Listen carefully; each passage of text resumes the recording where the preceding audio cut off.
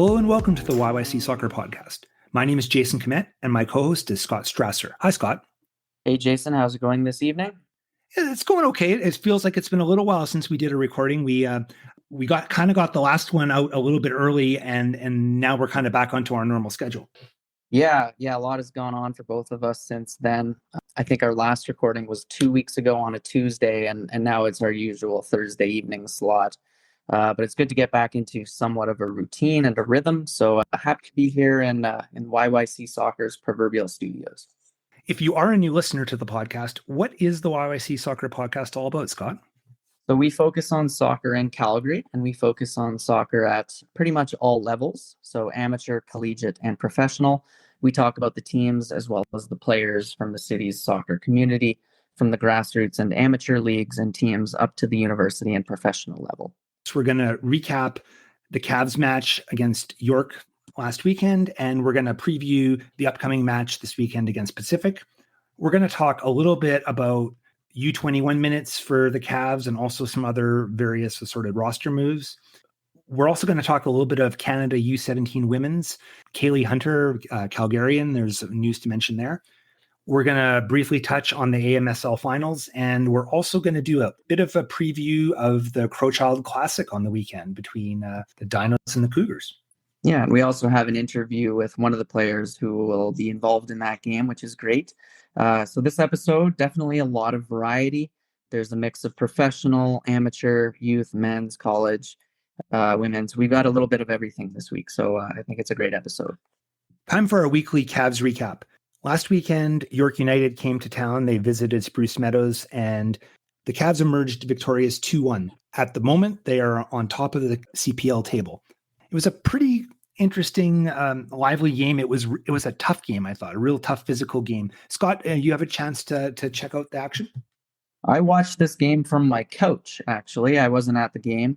My wife had our first son on August 14th, so I've been at home a lot. I did manage to watch the game with my baby, and that was his first Cavalry game. So we both enjoyed it, although he slept through most of it. But no, you're right. It was a tough physical game. There were a couple of injuries after, some Cavalry players limping off the pitch. Strong performances from the usual suspects, and a bit of nerviness at the end. If you're a Cavalry fan, Cavalry had to hold on for the results. Very easily could have been a tie had York United been a little bit more clinical. But all in all, it's a game that Cavalry, they may not be proud of the performance, but they'll definitely be pleased with the results. They did what they needed to in order to get the 3 points, to put them back at the top of the CPL table with 33 points, which at the end of the day, that's what matters most. I think it was Cavalry's earliest ever goal that they've scored. Ali Musi scored a header I think it was the very opening minute of the match off a well-worked cross from the left by Bradley Camden. I believe that was his first assist for the club. And then Willie Accio with another strong individual goal in the second half, early into the second half, to double Cavalry's lead. York did pull one back midway through the second half to make it 2-1, but Cavalry's defense did enough to see out the result after that point. Dan Klomp, who we talked a little bit about last episode, he had another really strong showing at center back. Callum Montgomery got to play as well, coming back from injury. Yeah, like I said, maybe not the best performance, but a good result for Cavalry. If this match would have been played in the first month or so of the season, a goal probably would have been scored and it probably would have turned into a tie match. But it just seemed like they were able to just hold on enough. But by the end of that game, if it would have ended up a tie, you would have said, okay, well, I could believe that. But earlier on, I thought Cavs were really playing well. And yeah, there's going to be some questions going forward, and I haven't heard anything as of yet, but Charlie Trafford and Sergio Camargo both went down with injuries, and I don't know how significant they are, but it was enough to pull them both out of the game. And I think Trafford left, and I think it was half an hour in, if I'm not mistaken, because the injury was very early. It was in the first, I don't know, maybe the first 5 or 6 minutes, maybe. Yeah, and Charlie Trafford, I think, has been struggling with injury pretty much all season. Tommy Wilton Jr. has brought up a couple of times in press conferences that Trafford is playing hurt. And Sergio Camargo, he seems to always be injury prone. Those are both central midfield players, so you don't want to lose them if you're Cavalry. There are players who can fill in for them, but with Camargo especially, I think he brings a little bit more creativity to Cavalry's attack, and you definitely don't want to lose him even for one match, especially with the match that Cavalry have coming up next, which I know we'll talk about a little bit later. I hope Camargo and his offensive flair can be in this match, and let's just segue onto that one. So there's a big match this weekend, Sunday afternoon at Spruce Meadows. Pacific comes to town, and we have a battle of the top two teams in the table, and I think a lot of people would acknowledge that they have been in the best form thus far this year.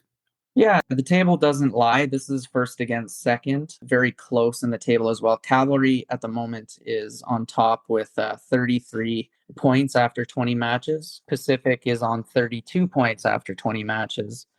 Their goal difference is the exact same. I would argue that Pacific was the strongest team in the league for the first maybe dozen games of the season, but for the last 7 or 8, Cavalry has really turned a corner, and they've probably been the CPL's most informed club. You really can't ask for much more than this. First against second, Cavalry clawed a win when they went to Pacific last. Pacific is on a 2-game losing skid, which is rare for them. So I feel like they're going to come out with, wanting to prove something and wanting to get some vengeance for that last game against Cavalry. It's hard to tell, right? I think the CPL has shown this year that you really can't adequately predict any game. We just saw the last place team, Vancouver FC, beat Pacific. I don't really want to predict anything other than that it's going to be a good game between two strong clubs. Yeah, I'm looking forward to it. I don't think I really have tons to add to that. I think you've kind of summed up my thoughts on that as well. So yeah, it's going to be a good one, and I'm looking forward to it. Let's talk a little bit about some of the roster moves the Cavs have made since we last recorded. There have been actually a few. So I thought we'd just break them down here a little bit one by one, just to sort of do a bit of a recap. And I guess the first one we'll talk about is the return of Tom Field. For those of you who I'm sure have been following the Cavs, you probably recognize this name because he was with the Cavs in 2021 and 2022. He had a lot of injury problems, and this year he spent the summer with Foothills in League One Alberta, and they won the championship. At that point, once the season was over, they've brought him back into the fold with the Cavs full time. Tom Fields, really experienced resume. He's played in the championship, I believe, with Brentford. He's 26 now.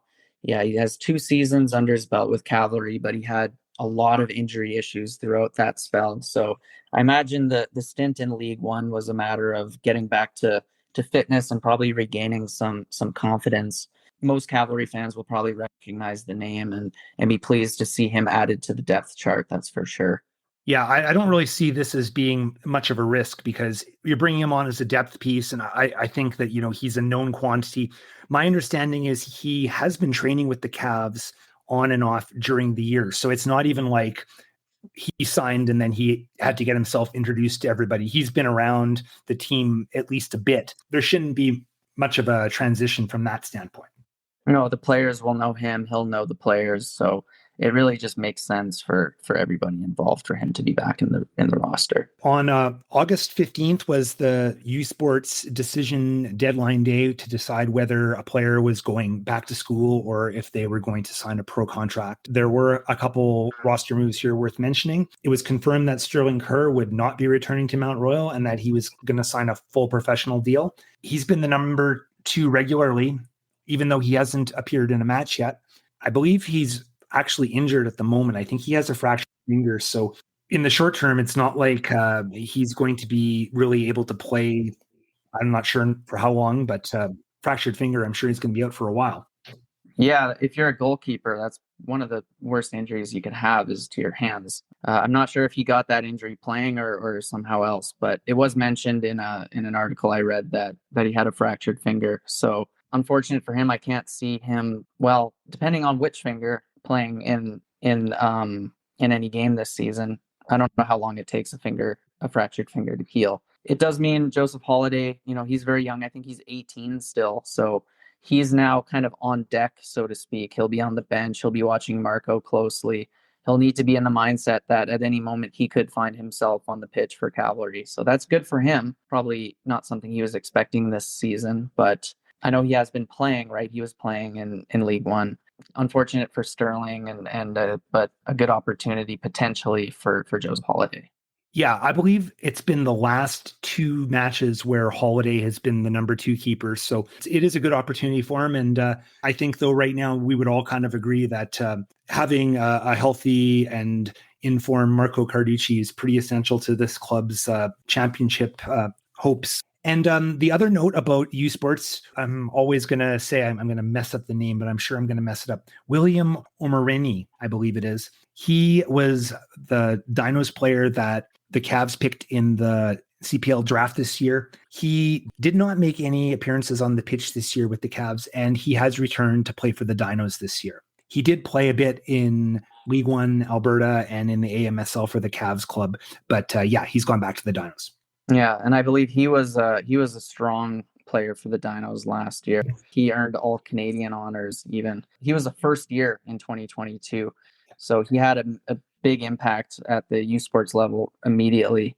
He's 6'1". He's a defender, and the Dinos allowed the 5th fewest goals in Canada West last year. Omarini also led with 4 goals and 7 points in the regular season, 3 regular season assists. He had a big impact at the end of the season to secure a playoff spot. Big game player at the U Sports level. Too bad he didn't get to play this season, but he's still young, so maybe it's the right move for him. And the last roster move we'll talk about, Nico Maroniak, who has been playing on a developmental deal with the Cavs and made a couple appearances earlier in the year. Then he got injured. I believe he broke his collarbone. He's on his way to Mount Royal to play there for the fall. So it sort of results in 2 players going to U Sports and adding in Tom Fields. So that's kind of where we're at from a number standpoint. Yeah. Nico Maroniak, he's really young. I think he was 17 this season. He might be 18 now, but that's 2 players lost who could have contributed to Cavalry's U21 minutes, right? So that's something that they're going to have to factor into the remaining games because they are trailing in that metric. And I know that's on our list of topics to discuss today as well. I think that's the perfect segue, Scott. Let's talk about U21 minutes. Did a little bit of a breakdown here after 20 matches, and it's on the CanPL website, so it wasn't like I had to do all the math myself or anything, but I did come up with the numbers of where we're at. And right now, after 20 matches, the Cavs have 1,269 minutes out of a required 2,000 minutes. Now, interestingly enough, they're not at the bottom of the list. I believe they are in 6th place for the minutes overall. York is really down at the bottom. And I think it's Ottawa that's also pretty low down. But anyway, the bottom line is the Cavs need to average 91 minutes per match of U21 play. So it's going to be an interesting challenge to see how they manage that. Scott, what are your thoughts? Well, definitely, because I believe, and maybe you can confirm this, Gote Natigny is out at the moment. He's injured. He's missed the last at least couple games. I know that Tommy in the press conference, I thought he had made a comment about it being maybe a bit more illness than a specific, like he wrenched up his knee or something. I don't know. I think it was, he made a reference to that, but it didn't sound like he was going to be gone for a really long time. But yeah, he was kind of the go-to U21 minutes guy. Like out of that 1,269 minutes, he has almost 900 of them. So like what, 3/4 of them? Basically.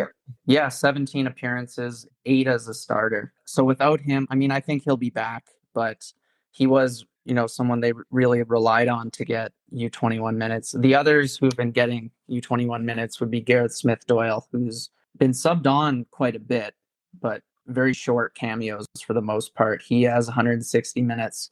Maël Henry has 4 appearances, combined for 114 minutes. I do expect he'll be playing quite a bit in this last stretch of the season.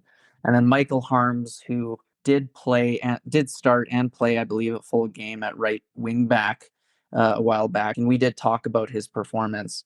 I had a feeling based on his showing that he would play a few more times this season, but it seems like he's struggled to get back into the lineup. Yeah, I mean, 91 minutes per game is what's needed moving forward. And in order to get that, they're going to rely basically on 2 or 3 players unless they decide to throw Joseph Holiday in and let him play goal for 1 or 2 games. Yeah, I think what we're going to see is Maël Henry is going to play a lot. And if there is some injuries already in the midfield with Camargo and Trafford, I don't really know how that fits in, but Henry got the start in the last match and he played I think right around 60 minutes or so. I believe that he put in more minutes in the last match than in all his other appearances combined. I kind of think he's the one obvious person besides Natigny that's going to get some minutes. It might turn into one of these situations where if there's, an extra 10 to 15 minutes at the end of a match and you're trying to decide on who you need to put out there, this could definitely be a factor.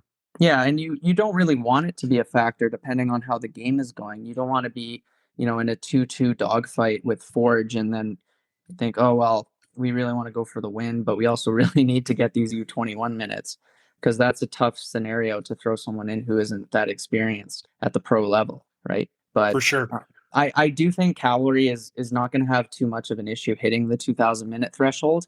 Whereas York, I really don't know if they're going to, especially because one of their key players, who is U21, just got a red card against Cavalry. So York has a big mountain to climb to hit that threshold. Yeah, it does seem very challenging for them to beat it. I think the Cavs also will achieve it. I think the one difference here is at this late stage of the season, they're conscious of it and have to be conscious of it, which is a little bit different. I don't think at this point they have to really compromise themselves to reach it, but they got to think about it a little bit. And I don't think they've ever had to really think about it at this point in the season before. No, I know Cavalry in the past, they're not the team that generates the most U21 minutes, but I don't think they've ever been this late into the season without hitting whatever the threshold was. I remember at one point it was a lot less than 2,000. I think it was 1,000 minutes. And I think one team hit that in 3 games back in the inaugural year, and the league probably looked at it and said, okay, we need to up this quite a bit. Let's move on. Let's talk a little bit about the Canadian soccer scene and about the women's U17. Last week, Canada Soccer announced the roster for the upcoming U17 qualifying matches. And to no one's surprise, at least not our surprise, Kaylee Hunter from the Blizzard and the Whitecaps was selected for that roster. And they're going to play 3 matches in the Dominican. They're going to play this Saturday against Dominica, on Monday against Guyana, and Wednesday, the 30th, against Bermuda. And this is all to qualify into the final stage of the CONCACAF qualifying for World Cup.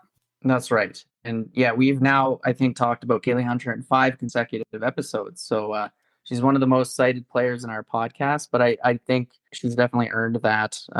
She seems to be the real deal. And obviously she's still very young, but all indications are that she's going to be one of a really talented Calgary soccer product in the future. All right, let's move on to AMSL. And we just wanted to briefly mention that the finals were last week and they were played in Calgary. And it was a rather Edmonton-dominated event. On the women's side, in the semifinals, Northwest United beat Foothills, and then Edmonton Drillers beat the Blizzard in a shootout. So the final match on the women's side was Edmonton Northwest United against Edmonton Drillers, and the Drillers won.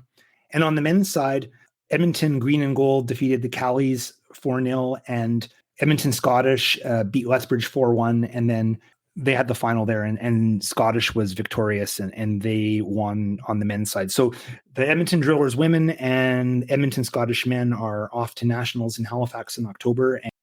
Definitely the opposite of League One, which was Calgary dominated this year. I was thinking about you were talking about some of the players on Scottish on the men's side having been with FC Edmonton before. So maybe the demise of FC Edmonton has been to the benefit of Edmonton's AMSL teams. Perhaps, yeah. There are definitely some names of note if you followed along with FC Edmonton over the years. So yeah. Well, anyway, good luck to those clubs off in October to nationals, and that wraps up the AMSL for this year. The U Sports soccer season is starting up, and we're going to see some matches starting this weekend. We're planning on doing some reasonably regular coverage on all the local schools, and for that matter, some of the local players that are playing on other teams in U Sports. But I think this weekend, the most notable match in this opening weekend is the Crowchild Classic on the men's side, where Sunday afternoon, the Dinos will face Mount Royal at the U of C campus. Yeah, first match of the year. It's a big one. Absolutely. I went to the Crowchild Classic last year between these two teams, and it was a fun game. It was a pretty big crowd. decent number of fans from both teams showed up, and it was a really good soccer game. I was super impressed by the caliber. There were players like Moel Gandor out there for the Cougars. Looking back at how last season went in the Crowchild Classic, MRU won that match 1-0. I remember the goal, back post header. The Dinos are the team that really went on a deep playoff run last year. They made it all the way to the Canada West final, where they took on UBC and pushed UBC all the way to penalty shootouts and lost in a shootout. Had they won, that would have been their first Canada West title since 1980. Very disappointing way to lose, but also a very admirable season for the Dinos as a whole. On MRU's side, they were really strong during the regular season. I believe they were one of the top ranked men's teams in the country in U Sports.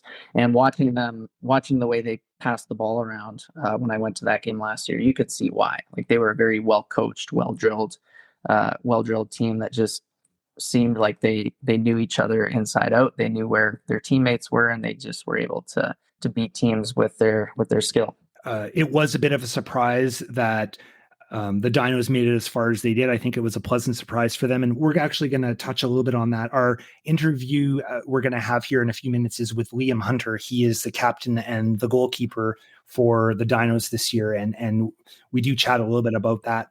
So I think that from the Dino standpoint, they're looking to build on the playoff success they had. I think Mount Royal, Moel Gandor he's, I think, graduated out. He's not with the club this year. I think he did his 4th year last year. So, but they're still returning a lot of their key players.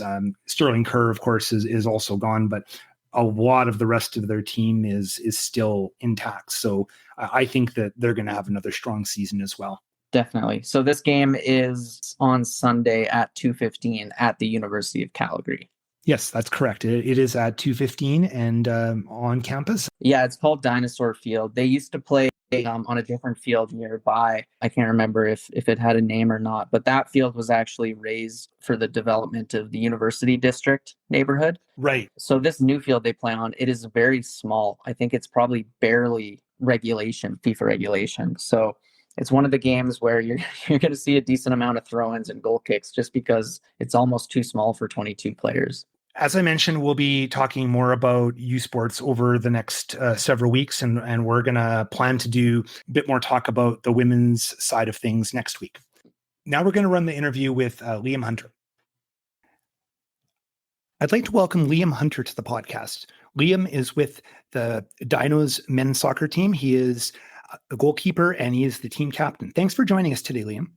Yeah, no, thanks so much, Jason. You were with the club last year, and I know that last year the team earned silver at the Canada West playoffs, lost out in the shootout. What kind of lessons do you think the club has learned from last year's playoff run? Well, last year was an interesting year for us. We had a lot of kind of turnover from the previous year, and we actually had a lot of rookies who played big roles for our team. They stepped up, and obviously we played 240 minutes of playoff soccer and obviously fell a bit short, but I think there's lots that we can learn from those 2 games, especially for our young guys. This year we have 10 new players to go with all the rookies that we had last year. So there's definitely lots of learning that we can kind of take out of those games. I think if you told us at the beginning of the season that we'd have a penalty to win Canada West, we might have been a little bit surprised, but obviously we would take that. It obviously didn't go our way in the end, but I think there's just a lot of experience that the rookies from last year who are coming into their second year this year now have under their belt. And I think, yeah, it's just a matter of kind of getting over the hump for us now. So every year teams lose players due to graduation, going pro, that sort of thing. I guess right now, even in your position, like you're one of the captains and you're going to be stepping up. How does it feel to be in that position right now where you're basically having to become really one of the go-to guys on the team? I mean, it's honestly really exciting, a little bit nerve-wracking, but I'm looking forward to it.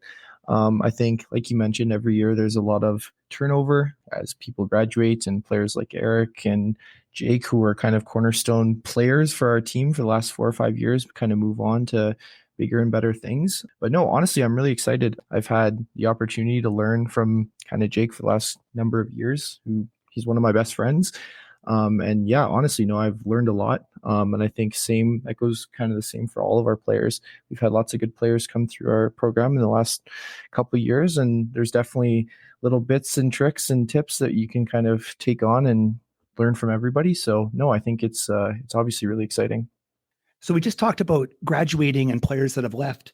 There are new players that have been added for this year. Is there anybody that you would want to let us know, somebody who's caught your attention in particular that you think could make an impact this year? There's 10 new players, I guess, if you will, some of which didn't play with us last year, but had played with us in the past. I don't know if I would kind of single anybody out, but I know that of those 10 kind of new returning or new rookies, I guess, if you will. No, there's definitely lots of opportunity for them to come and step up and make an impact. To shout out one or two, Will Fiore, he took last year off, but he'd been with us previously. And also another player that we have coming this year who won't be able to play for us until towards the end of the season because he was playing in the CPL last year, on Antonuc. Two, just to name a few, but honestly, all the rookies that we brought in this year have opportunity to make a huge impact for our team. So no, we're honestly really excited. This weekend is the Crowchild Classic, and it's always a great rivalry game. What kind of challenges do you see being posed by the Cougars in regards to, say, their style or key players? Obviously, they're a really good team, and they have been for the last number of years, and we've had a number of good games against them.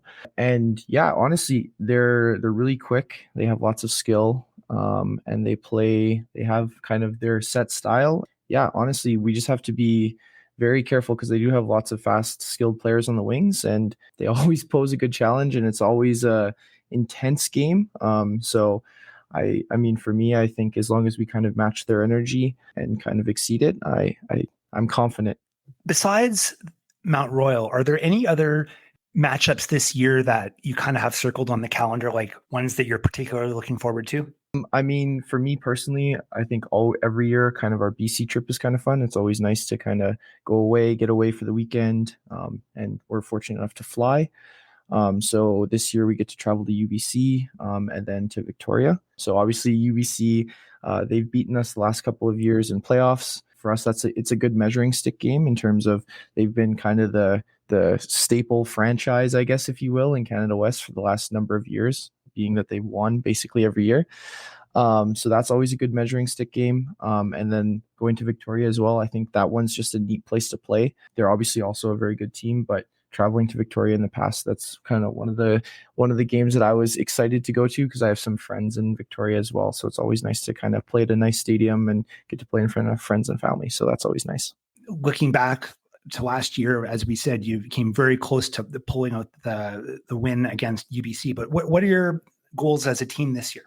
Well, I think last year for us really kind of set the standard of what we look to achieve in the future.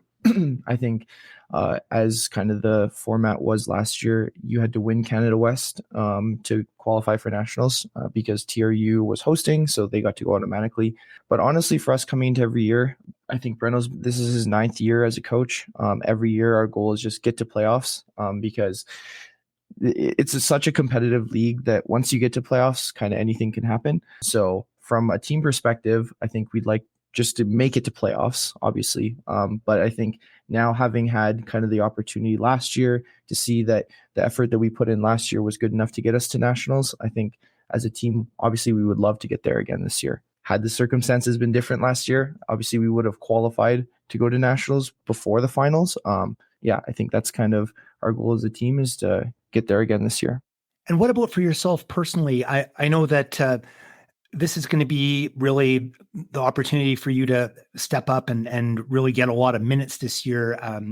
Well, yeah, like you mentioned, this is my first year to really kind of take the reins and run with it. And no, honestly, like I want to do everything that I can to help our team win. I think that's first and foremost. I think I would put kind of my personal goals aside, and I would rather see the team do well at the expense of, hey, if we're winning games 4-3, I'm perfectly happy with that. Obviously, you'd like to keep some more goals out of the net, but as long as the team's playing well and we're succeeding and winning, that's kind of my number one priority. But yeah, no, honestly, for me, coming into this year, I'm really just super excited. That's kind of been the word for me for the last couple of weeks, is just excited to get out there.